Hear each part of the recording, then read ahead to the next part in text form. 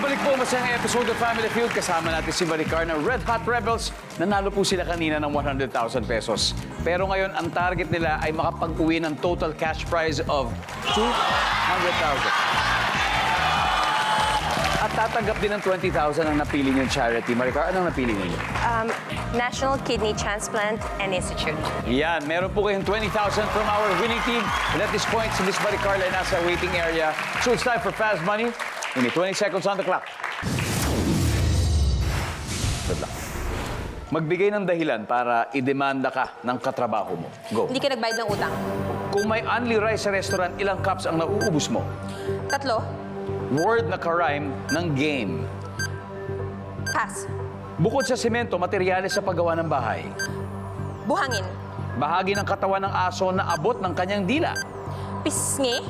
Word na ka-rhyme ng game. Rain. Let's go, Miss Maricar. Magbigay ng dahilan para idemanda ka ng katrabaho mo. Ang sabi mo ay hindi nagbayad ng utang. Survey says, meron. Very nice. Kung only rice sa restaurant, ilang cups ang nauubos mo? Sabi mo 3.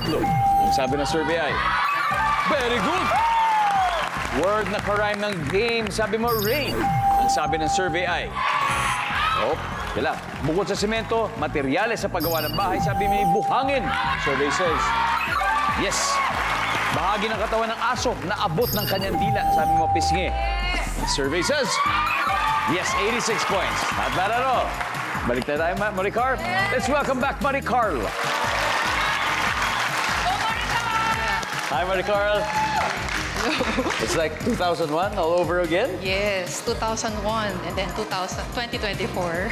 Yeah, good luck, good luck. Ito na, si Maricar got 86 points. So, ibig sabihin, 114 to go to reach 200, kayang-kaya.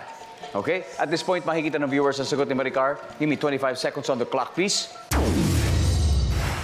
Magbigay ng dahilan para idemanda ka ng katrabaho mo. Go. Nagnakaw. Kung may only rice sa restaurant, ilang cups kaya nauubos mo? 2. Word na ka-rhyme ng game. Game, ka-rhyme ng Fail. game.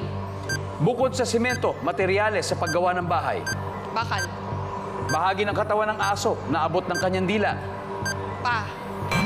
Let's go, Maricar!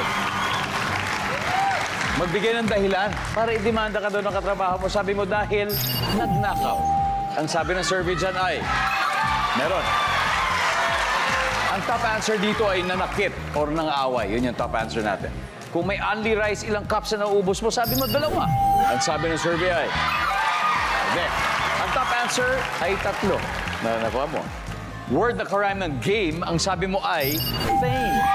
Survey says, yes. Ang top answer ay same or magkatulad. Bukod sa semento, materyales sa paggawa ng bahay, sabi mo yung bakal. Ang sabi ng survey natin dyan ay, yes! Ang top answer, kahoy. Isa na lang. 49 to go, bahagi ng katawan ng aso na abot ng kanyang dila. Ang sabi mo ay paa. Ang sabi ng survey ay, nandiyan ba paa?